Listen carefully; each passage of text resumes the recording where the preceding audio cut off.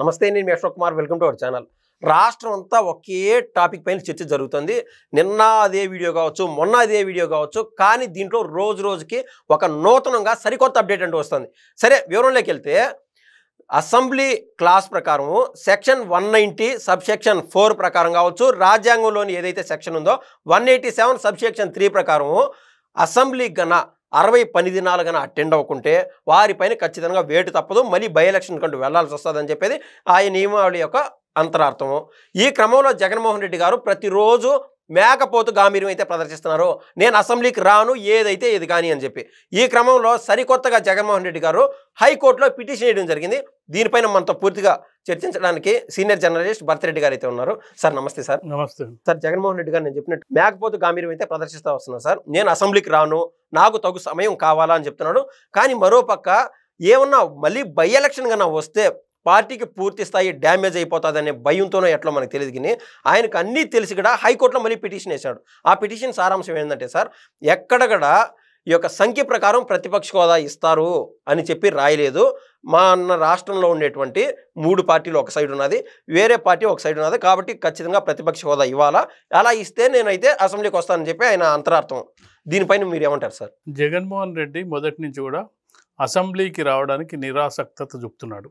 ఎందుకంటే ప్రధాన కారణం ఏంటంటే, నేను ముఖ్యమంత్రిగా 30 ఏళ్ళు 20 ఏళ్ళు ఉందాం అనుకున్నాను, కానీ నన్ను కనీస ప్రతిపక్ష స్థానం కూడా లేకుండా కేవలం 11 స్థానాలకే ప్రజలు తీర్పు ఇవ్వడం జరిగిందనేది ఆ ఉద్దేశంతో రానని చెప్తున్నాడు. ఇక్కడ ఏదైతే ఇటీవలి కాలంలో చర్చ జరుగుతున్న సందర్భంగా 60 పని దినాలు కనుక రాకపోయినట్టయితే అసెంబ్లీ సభ్యత్వం రద్దవుతుందనేది పెద్ద ఎత్తున చర్చ జరుగుతుంది. సార్, ఈ సందర్భంగా నాదొక మాట. ఇన్ని రోజులు ఇంత వేడి లేదు సార్ వాస్తవంగా. అంటే దాదాపు 50 పని దినాల పైన వీళ్ళు ఎగరగొట్టేట్టున్నారు. అంటే అసెంబ్లీకి వెళ్లకుండా కేవలం దాదాపు 10 దినాలు మాత్రమే మిగిలినట్టున్నాయి. కాబట్టి ఆ స్పీడు, ఆ వేడి అయితే రాజుకునేది అనుకోవచ్చా సార్? ఖచ్చితంగా చివరికి వచ్చినప్పుడు మనం ఎగ్జామ్ రాసేటప్పుడు కూడా ఎగ్జామ్ లాస్ట్ డే రోజే పోయి అప్లై చేస్తున్న సందర్భంగా అడావుడు ఉంటుంది. ఆ నోటిఫికేషన్ బట్టి దాదాపు 1 మంత్ ఉన్న 1 మంత్ మనం ఖాళీగానే కూర్చుంటాం, కానీ లాస్ట్ 2 రోజులు టెన్షన్ పడతాం. ఆ టెన్షన్ ఇప్పుడు వైసీపీ నాయకుల్లో కనిపిస్తుంది.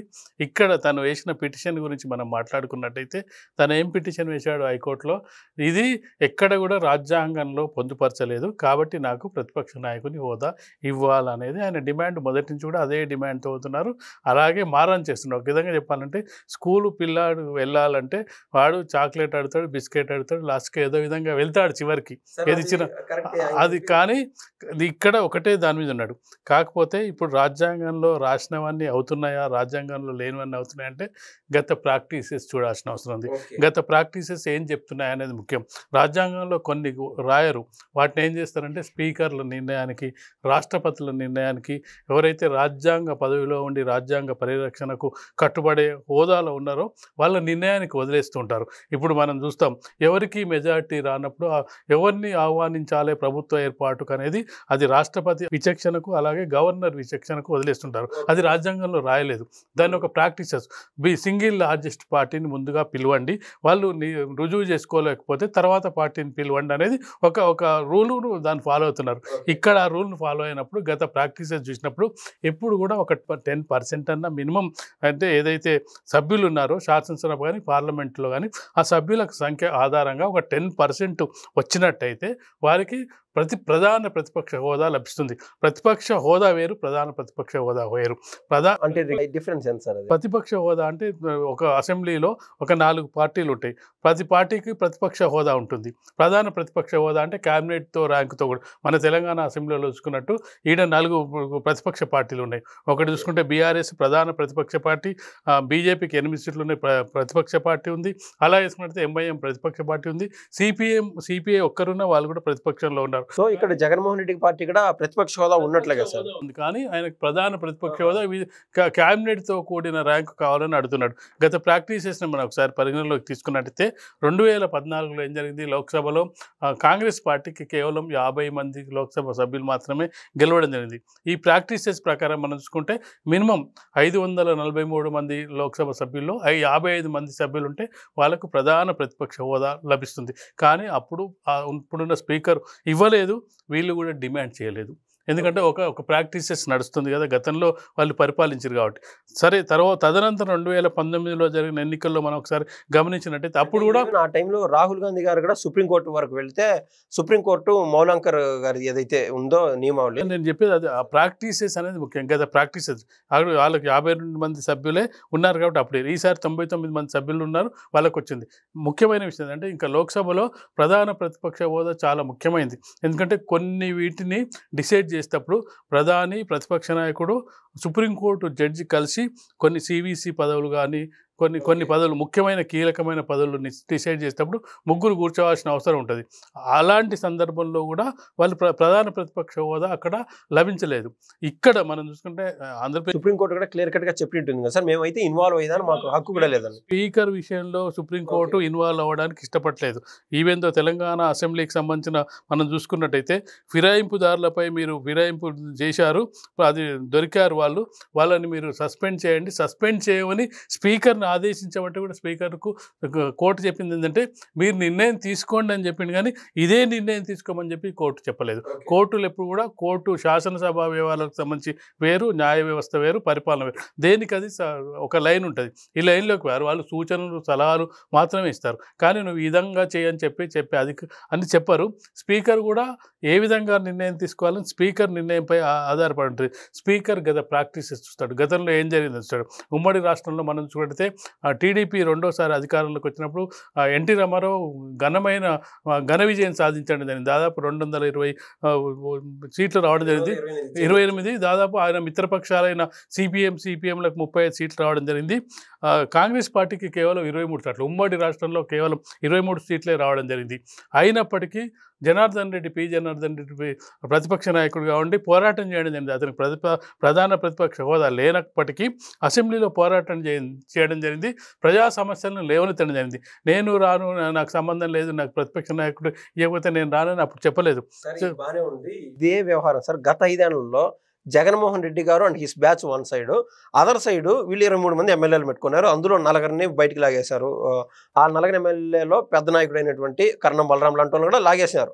ఇంకా జగన్మోహన్ రెడ్డి గారు అప్పట్లో అన్నటువంటి మాట ఏంటంటే, మేము 4 5 మందిలో బెరికేస్తే మీకు అసలు ప్రతిపక్ష హోదా అయినా ఉంటుందా అనేటువంటి మాట అనడము. అదేగాక 19 మంది ఎమ్మెల్యేలను పెట్టుకొని 18 మంది ఎమ్మెల్యేలని అసెంబ్లీ నుంచి బయటికి పంపించినటువంటి పరిస్థితి, అంటే సస్పెండ్ చేసి, అంటే ఒక మనిషితో అందరూ ఏకమయ్యి యుద్ధం చేద్దాం అనుకున్నారు. అదేవిధంగా జగన్మోహన్ రెడ్డి గారు ఏదైనా అసెంబ్లీకి వచ్చి ఆయనకన్నా పోరాడితే ఆయన పార్టీ కంటూ మైలేజ్ రాదా సార్? ఖచ్చితంగా మైలేజ్ వస్తుంది. ఇక్కడ మీరు ప్రస్తావించిన మరి ఎందుకు జంకుతున్నాడు సార్? ముఖ్యమైన అంశం మీరు ప్రస్తావించింది. తనకు తెలుసు చంద్రబాబు నాయుడిని ఉద్దేశించే గత ఎన్నికల సందర్భంలో నీకు కేవలం 23 సీట్లు మాత్రమే రావడం జరిగింది, నేను 5 లాగిన అంటే రెడీగా రావడానికి నీకు ప్రతిపక్ష నాయకుని హోదా కూడా, సీఎం హోదాలో ఆయన చెప్పినటువంటి మాట సార్ ఎంత వ్యాలిడ్ సార్? తనకు తెలుసు.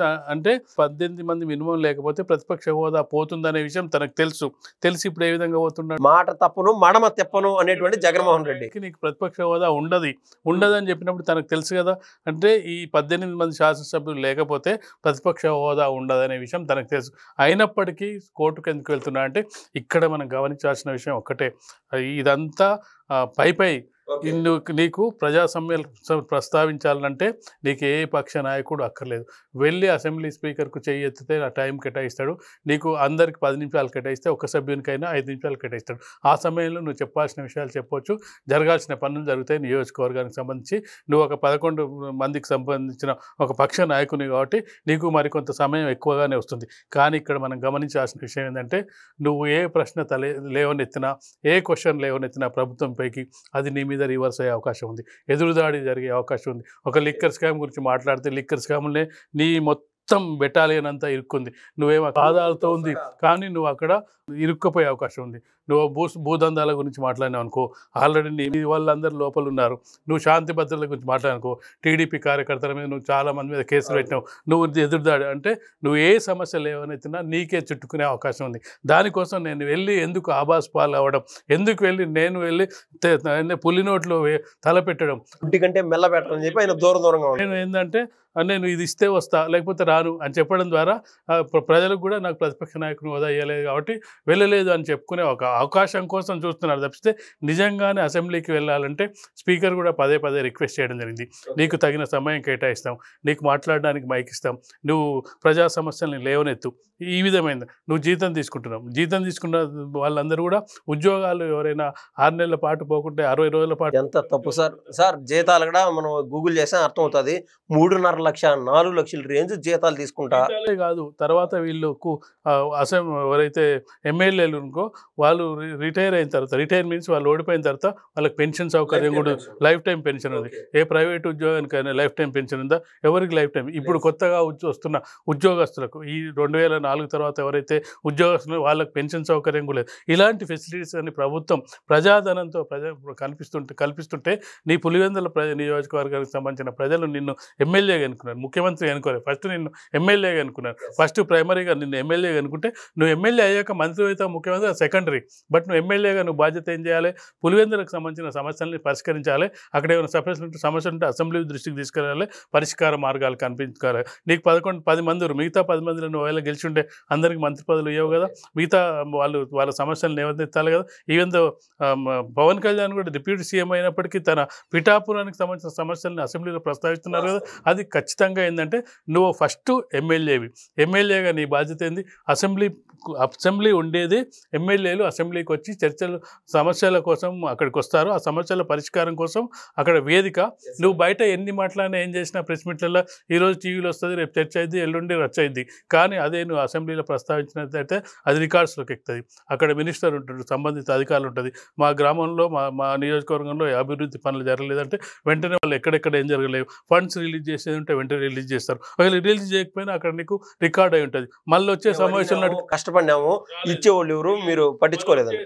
సమావేశం నాటికి మేము పెండింగ్ అట్నే ఉందంటే అప్పటికి పరిష్కార మార్గాలు, ఏదో ఒక సమస్య పరిష్కారానికి సంబంధించిన వేదికే అసెంబ్లీ నుంచి బయటకు వెళ్ళి నేను రాను, అసెంబ్లీలో ఇలా ప్రతిపక్ష నాయకుడి హోదాని ఇస్తాను, లేదంటే స్పీకర్ మీద అబాండాలు వేసి స్పీకర్ మీద కేసు నేను పెడతాను, లేదంటే అసెంబ్లీకి సంబంధించిన శాసనసభ వ్యవహారాల మంత్రిని పాటించేస్తానంటే కోర్టులు చూస్తూ ఏం ఊరుకునే పరిస్థితి ఏం లేదు. కోర్టులు మళ్ళీ స్పీకర్ నిర్ణయం తీసుకుంటాడు, స్పీకర్ నిర్ణయం ప్రకారం మీరు వెళ్ళండి అని చెప్పే అవకాశం. అయినా అది కూడా తెలుసు. అది తెలిసినప్పటికీ మళ్ళీ ఏంటంటే ఎటు తిరిగి అసెంబ్లీకి పోకుండా ఏం చేయాలి అనే దాని మీద ఇది ఒక ప్రక్రియ తప్పిస్తే ఇందులో అతను తెలియగడు, అన్నీ తెలిసే చేస్తున్నాడని మనం అనుకోవచ్చు. సార్ మీరు చెప్తా ఉంటే నాకు తమిళనాడుకి సంబంధించినటువంటి పాలిటిక్స్లో విజయకాంత్ గారు ఎవరైతే ఉన్నారో గతంలో 1 or 2 ఎమ్మెల్యేస్ గెలిచారు. కానీ తర్వాత కాలం అంటే డైలీ అసెంబ్లీకి వెళ్ళడము, ఏదన్నా సమస్యలపైన ప్రజా సమస్యలపైన నేను పోరాడడం, తర్వాత అది ఎంత బెనిఫిట్ అయిందంటే దాదాపు 28 ఎమ్మెల్యే సీట్లు గెలిచారు. తర్వాత కాలంలో ఫామ్ అయినటువంటి ప్రభుత్వంలో కూడా వీళ్ళు కీలక పాత్ర పోషించారు. అంటే పొత్తుల భాగంగా ఆ రకాన్ని జగన్మోహన్ రెడ్డి గారికి అంత ఎడ్జ్ వస్తుంది.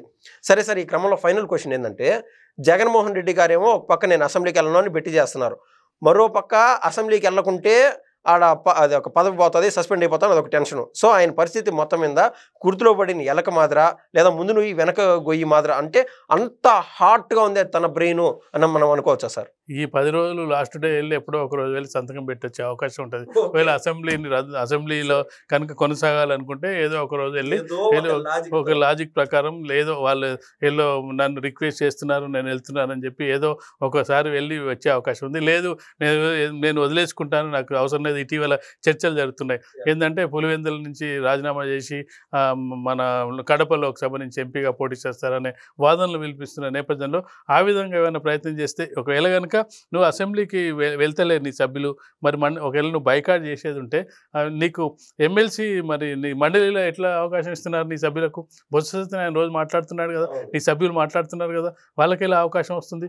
ఆ మండలి వేరు అసెంబ్లీ వేరు కదా, రెండు ప్రజా సమస్యల వేదికకు సంబంధించిన అంశాలుగా. ఇంకా నీకు మండలిలో అయినా కనీసం అడ్వైజులు జరుగుతాయి, కానీ ఇక్కడ పనులు జరుగుతాయి. నీకు అసెంబ్లీలో ఖచ్చితంగా కూడా పని కార్యరూపం దాలుస్తుంది. మండలిలో చర్చ జరుగుతుంది. ఓన్లీ మండలిలో ఎలాంటి ఎమ్మెల్సీకే నీకు ఎలాంటి విధులు కానీ నిధులు కానీ ఉంటాయి. కానీ ఇది నీకు అసెంబ్లీలో చూసుకున్నట్టయితే ఎమ్మెల్యేకి ఫండ్స్ ఉంటాయి. ఆ ఫండ్స్ కాకుండా ఎక్స్ట్రా గవర్నమెంట్ ఇచ్చే గ్రాంట్స్ ఉంటాయి. నువ్వు అక్కడ వదిలేసి మండలికి వెళ్తున్నావు. ఒకవేళ నీ పార్టీ పాలసీ కనుక నేను అసెంబ్లీని బహిష్కరిస్తానంటే అందరు బహిష్కరించాల్సిన అవసరం ఉంటుంది. కాబట్టి ఖచ్చితంగా కూడా తన నిర్ణయం ఏంటంటే ఎంపీకి వెళ్ళాలనుకుంటే వదిలేసుకుంటాడు, లేదనుకుంటే ఉంటే మళ్ళీ ఏదో ఒక రోజు ఫైన్ మార్నింగ్ వెళ్ళి ఒక సంతకం పెట్టొచ్చే అవకాశం అయితే కనిపిస్తుంది. మొత్తం మీద భరత్ రెడ్డి గారు అయితే క్లియర్ కట్గా 2 వాదనలు వినిపిస్తున్నాడు జగన్మోహన్ రెడ్డి గారికి సంబంధించి. ఒక పక్క అంటే సార్ చెప్తుంది క్లారిటీగా ఈ పని జరగదు, కేవలం ప్రజల్లోకి చొప్పిస్తున్నారని చెప్పి. ఆయన రాజీనామా చేసి మళ్ళీ ఎంపీ అవుతాడో ఎమ్మెల్యే అవుతాడో అనేది చిన్నపాటి వాదన మాత్రమే. కానీ జగన్మోహన్ రెడ్డి గారి నైజం బాగా తెలిసినటువంటి వ్యక్తిగా సార్ ఏం చెప్తున్నాడంటే, రేపో మాపో లేదా లాస్ట్ నుంచి 2 పని దినాలు ఉండగా జగన్మోహన్ రెడ్డి గారు అసెంబ్లీకి పోయి నామకే వస్తే సంతకం పెట్టి స్పీకర్ ఈయనకి టైం ఇవ్వలేదని చెప్పి అర్ధ గంట ఉండేసి మళ్ళీ వచ్చి తర్వాత 60 పని దినాలు ఎగరగొట్టేస్తాడని చెప్పి సార్ అయితే ఖచ్చితమైన అభిప్రాయం చెప్తున్నాడు. ధన్యవాదాలు సార్.